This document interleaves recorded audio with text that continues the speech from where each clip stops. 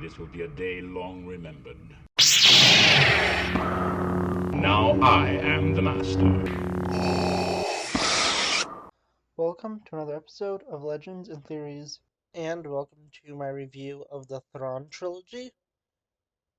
And although I was planning to have a Clone Wars review out today, I knew I wasn't going to have enough time to edit it. I definitely had the time to record, I just kind of other things to do, and with it, I'm not going to have too much time to edit. Although I think I am going to move the video to earlier next week, and I'll probably have two Clone Wars reviews next week. I just don't have enough time to go and edit it, and I'll have that one out on either Monday or Tuesday. And yeah, with it, I am looking forward to going over this because these are just really great books. I just finished reading them earlier in the day when I recorded this, which would be the day before the video came out. And this is one of the oldest Star Wars book series, so I don't think you need a spoiler warning for it. But yeah, looking at it, this is, as I said, one of the oldest Star Wars book series, and with it, it's the one that truly kicked off the Legends continuity, being the first book to be set after the events of the original trilogy. I don't know if there's anything else, but this is the first major story to be set after it, and the only other book I think that was written that was not set basically in the movies and came out before it, which is original story, was Splinter of the Mind's Eye, which was intended to be episode 5 if episode 4 was a bomb. Although it should have been episodes 1 and 2 since they wanted to went back to make other Star Wars movies. But that's intended for a completely different video. And this is so important because it started off the expanded universe. And really, if it wasn't for this, there would be so much more time that wouldn't have been accounted for in Star Wars, and fans would just have to wait for the next movies, which may not even happen because I don't know if this has been confirmed or if it was just a rumor, but part of the reason that George Lucas decided to make the prequels is because of the extremely positive response to the Thrawn trilogy. And with it, that was obviously the only reason. Was also the advancement of technology. But if that rumor is true, this trilogy also had a very big impact on making the prequel trilogy happen, and then other stuff like the Clone Wars came out of that. And even if you don't like the trilogy, it still is a pretty important thing for keeping the Star Wars brand alive. And the book still holds up. It's a really solid story. With it, it follows Grand Admiral Thrawn as he leads an offensive against the New Republic, trying to go and gain the ultimate victory against them. And with it, it's all really interesting as we get to see Thrawn continue to push against them and use his tactical genius to go and manipulate the Jedi and the Republic into ultimate defeats, and he comes close to victory. With it, I think I'm going to talk about just the trilogy as a whole combined together, because although I could talk about them separately, the books are just so great to talk about together, and when I do stuff like the Darth Vader trilogy review, those ones are a little more sectioned off and more independent, but with it, Thrawn is going for his ultimate plan, and it's always just moving from one event to the next in this. And I would say is a little more Lord of the Rings in nature than I'd say the more traditional book series where it's a set of events that just happen and then it continues on to other ones. Yeah, with this one, it's all really interesting just to see how brilliant Thrawn is and how he's able to go and manipulate so many people, not only in his side but on other sides, and almost always either had control of the situation, was also smart enough to go and retreat or know how to take a loss. He also was not someone like Vader who went and killed anyone who failed him. He would only kill people if they were truly incompetent or to just teach a lesson to everyone to do better. And with it, he has only killed, I think, of everyone, a single trooper who worked at a station who failed to capture Luke Skywalker, and that was because he was sort of just giving excuses and saying he didn't know how to take care of a situation, and with it, Thrawn had him killed just so everyone will know that they need to go and have a better control and adaptability with situations. And where there was even moments where some people failed, and it was an exact same situation where Luke Skywalker managed to escape from a tractor beam. But with this one, that officer went and showed a lot more ingenuity and an ability to try and counter this move Luke did. And with it, Thrawn was so impressed he actually promoted the guy.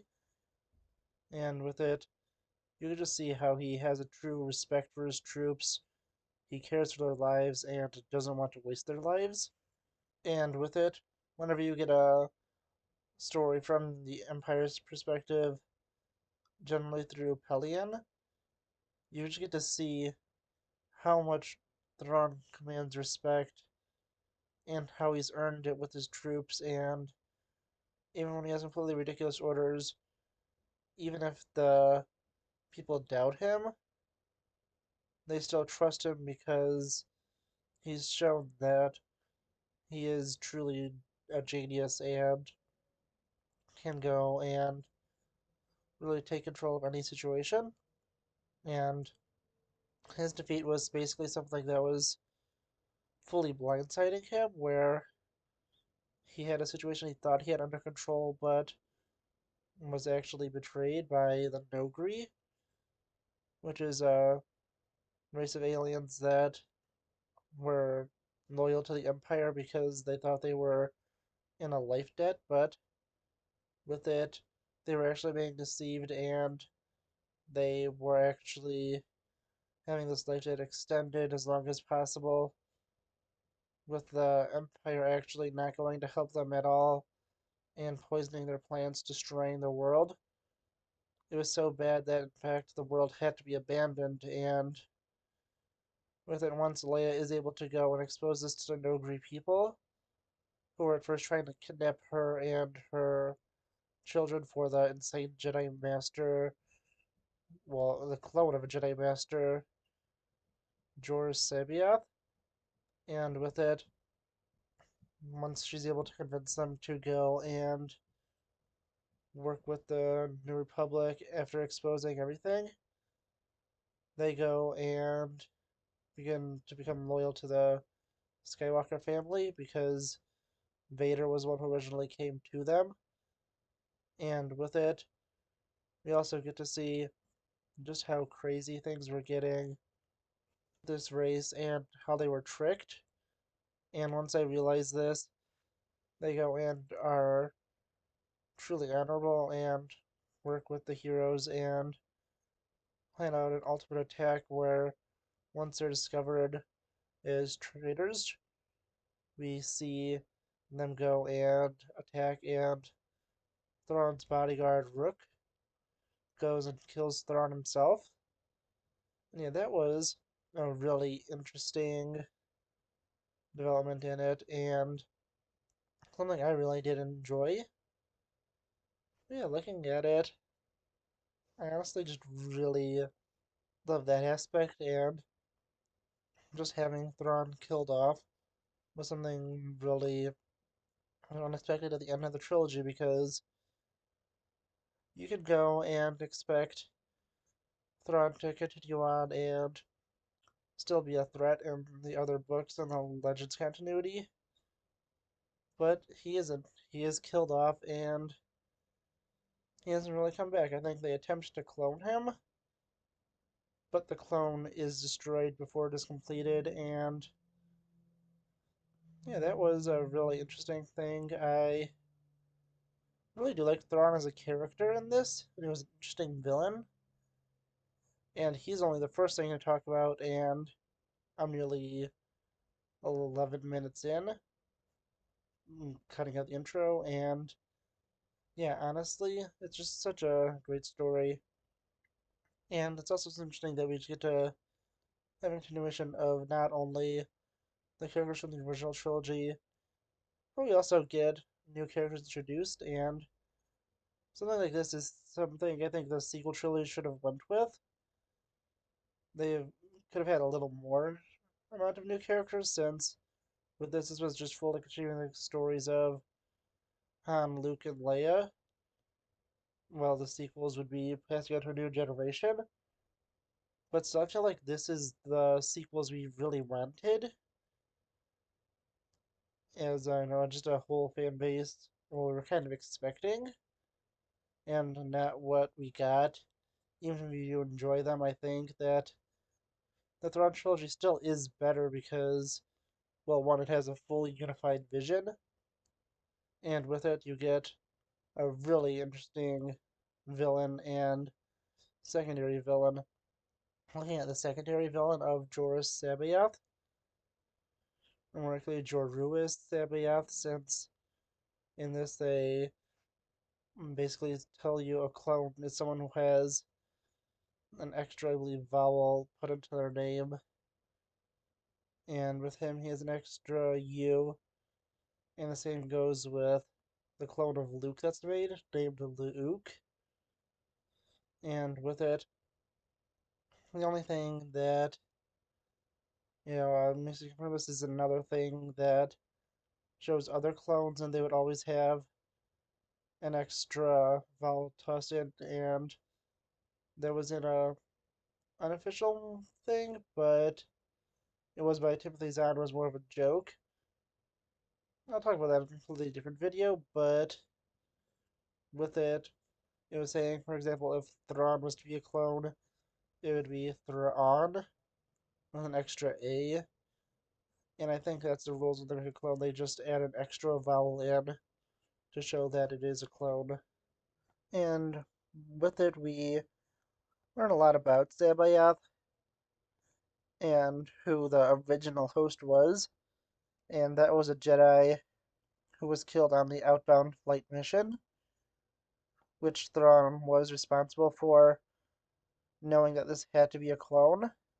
And with it, we also get the Islamari, which, if I didn't listen to the audiobook, I would still be trying to figure out how to pronounce because, yeah, honestly, this is a really complicated amount of stuff to pronounce, and this is one of the ones you definitely want an audiobook because it just has so many crazy, hard to pronounce names like Sabayoth and his most first name Joruus or Joruus Sabayoth, depending on if you want to use his original name or his clone name. And with it, it is pretty crazy just to be looking at it and just seeing how things were done with it, going with cloning, since this is completely different to what was in the prequels. And at the time, the Clone Wars were assumed to be a war where cloners attacked and that was the Clone Wars, and it was not where clones fought droids.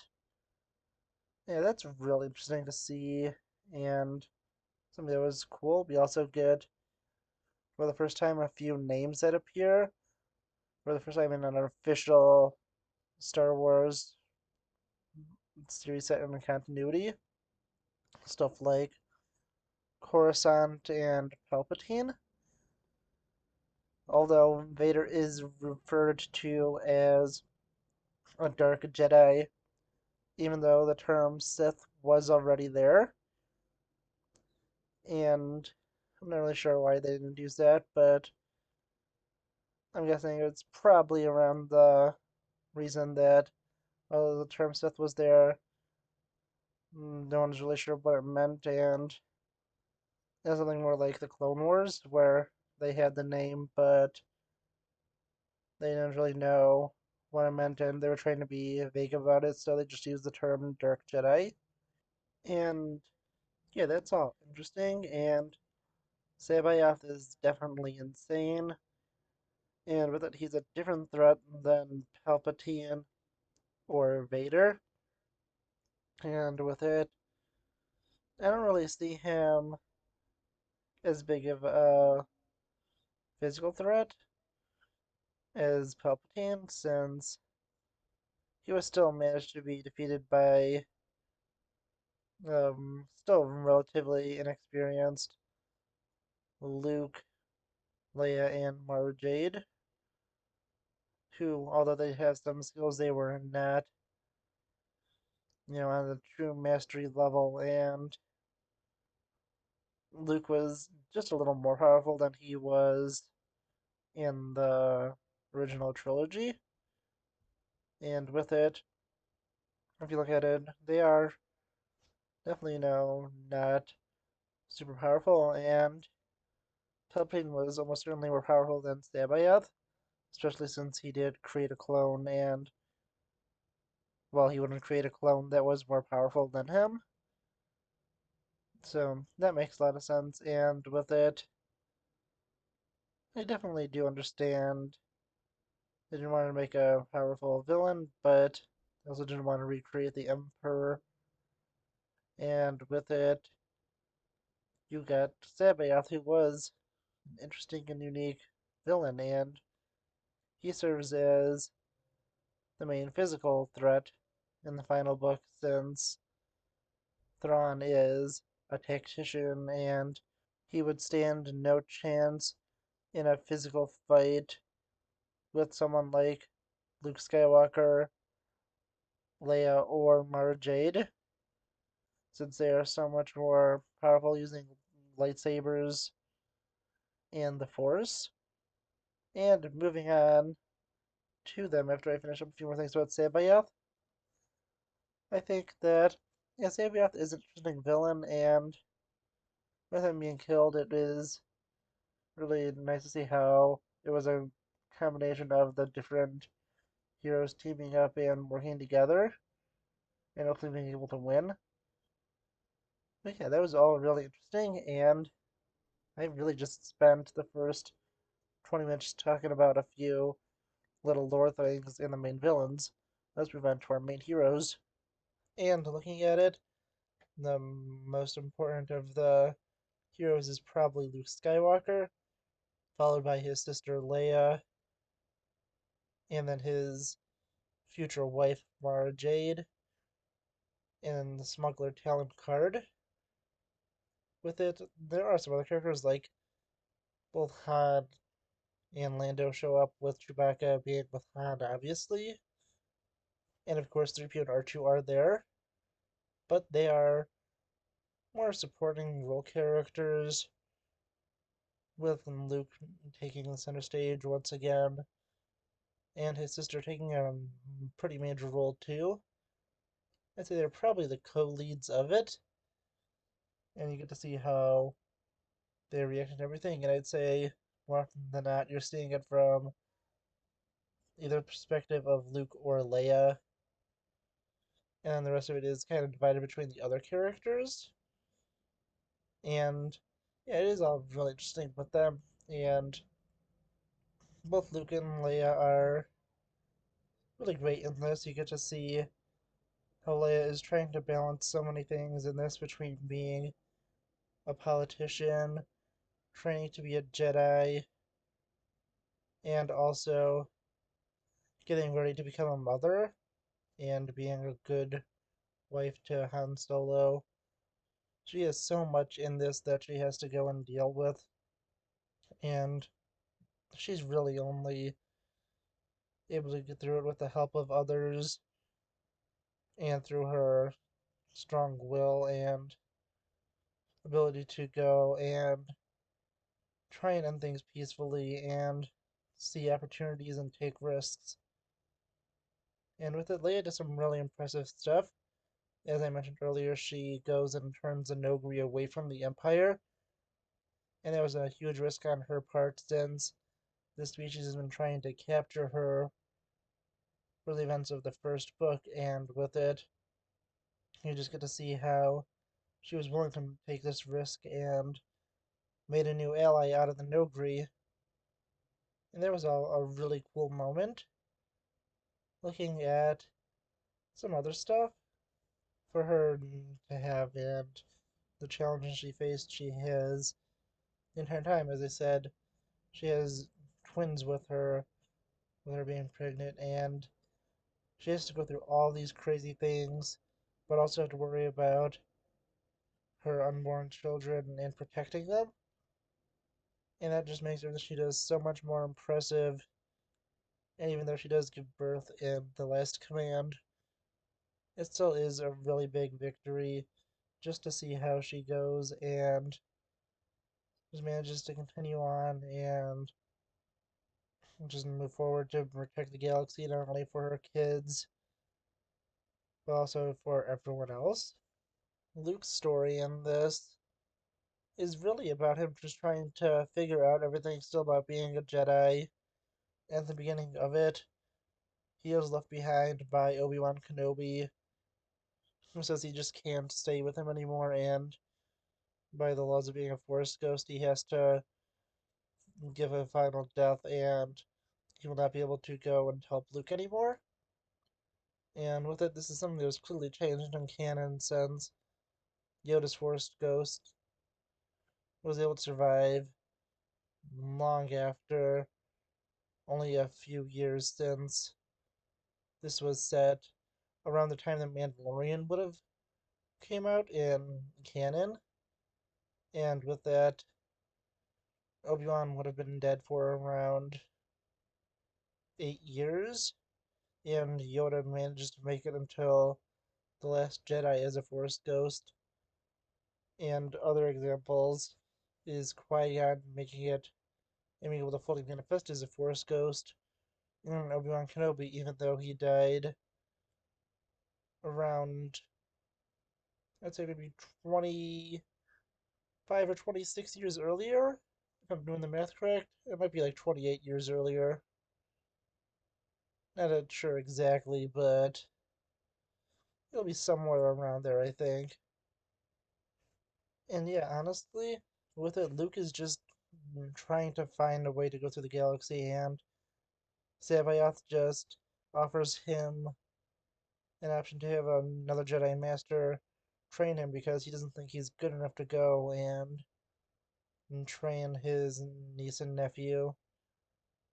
And with it, he just continues to go and he makes mistakes, but he also just tries to do his best and interacts with characters like Mara Jade, Talon Card, and of course all of his friends from the original trilogy. And with it, he is able to become a better man at the end and becomes an even better Jedi who should be ready to go and train in the next generation of Jedi. With it, there's of course a lot more room for development left with Luke, since this was going to be passed off to other writers and other stories. But you can definitely see how he's changed and is a lot more confident in his abilities and is a lot more renowned and famous. And with it, he's just a really cool character to be in here, and I'd love seeing Luke again. And This is just who I truly feel like we need Luke Skywalker to be. And before you say, oh, this is because you read this book before seeing The Last Jedi, I actually watched The Last Jedi before I read this book. I think I read the book for the first time. It was either like sometime in like 2019 or 2020. And if it was 2020, it was like really early 2020 because I just know that because I remember I had to do it was like a presentation we were doing a thing in one of my classes where we read some books on our own at the time, and with it I read through the entire Thrawn trilogy for the first time and did the presentation on that. And it was for an English class or something, but yeah, with it, that was just something I know I did after I saw The Last Jedi, and with it, I can totally disprove those things, which people could say, since I really wasn't reading too many things in Legends before. There was stuff like the Thrawn Trilogy, with it being some more random stuff, mainly set in the Old Republic era, like the Revan novel and the Darth Bane trilogy. But after this, I did get a lot more books in Legends, and I definitely love reading from both Legends and canon, which I'll just switch between depending really on the book I want to read.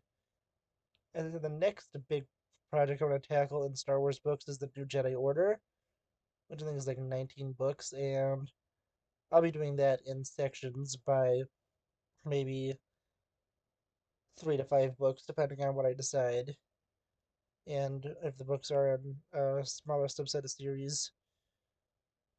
But yeah, honestly, with it, Luke definitely has a lot more room to grow in it, as I said, but he still does grow a lot in it.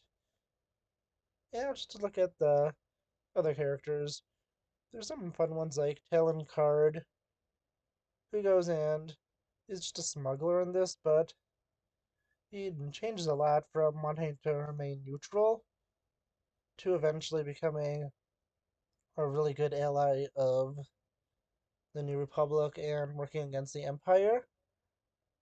And with the events that he goes through, you can really see why he changes his side, and he's a really great character in this. He starts as, a character where you first don't really know what's going to go with him. He really could be going towards either side until you eventually see him become a hero and fight for the New Republic. And he was a really cool character in it.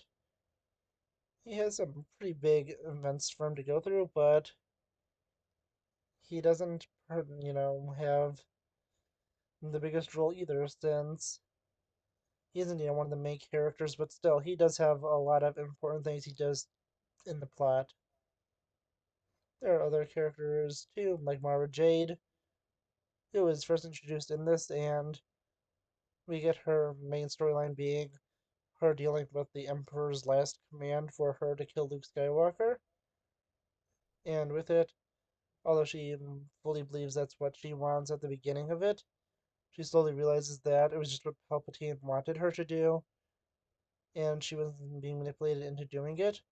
But this voice still haunted and tormented her until she was able to go and banish the voice when she killed the clone of Luke Skywalker, Luke Skywalker, and with it, she managed to go and finally put herself into a peaceful state of mind where she doesn't have to be tormented by the Emperor's voice. And with it, you can definitely see this start of a good relationship between Luke and Mara, and that they eventually will fall in love and get married, and you can definitely see the beginning of that here. And even though they're not in the best of terms at the beginning, there are really good terms by the end where she willingly accepts Luke's old lightsaber and goes to work with him. And yeah, honestly, she was just a great character in it and is really interesting. I think of all the legend stuff, with the exception of New Jedi Order, I don't have any other books that she does appear in, and I want to figure out more about her story and get the comics or books that have it in it. So I'd be looking into that, but there's just so many great things in this, and I don't even know where to go next. And I think I'll just go towards the other characters from the original trilogy and just kind of finish off with a few other things I'll talk about of more minor characters, and then I'll close up about the trilogy as a whole. And with characters like Han, Lando, and Chewbacca, as I mentioned before, their roles are not as big as the original trilogy, at least in my opinion. They're more in supporting roles, and it's sort of Luke and Leia who take the lead in this. And with it, they still have important roles and parts to play, with Lando going and working with many other ones, and Chewbacca also acting a little more as a sidekick. Han is taking a little more of a leading role, but definitely isn't as big as he was in the original trilogy, with him more being tossed onto the missions of either Luke or Leia. There's a few times he is alone with characters like Lando, but I feel like he just really isn't as big of a character in it. And I don't really mind since he's still written well and is done a great job with. It's just he could probably have had a little more to do, and it feels like of everyone that was an extremely major role in the original trilogy, especially that of the original trio of Han, Luke, and Leia, he is the one who gets definitely the least attention in this. And that's probably one of the few complaints I could have, besides the stuff with it not fully fitting up with everything that would come later, but that's not really on it since things did change, and what the Clone Wars were also changed, so it's really not on Timothy Zahn's fault for that. And it's probably one of the, as I said, one of the few complaints I do have.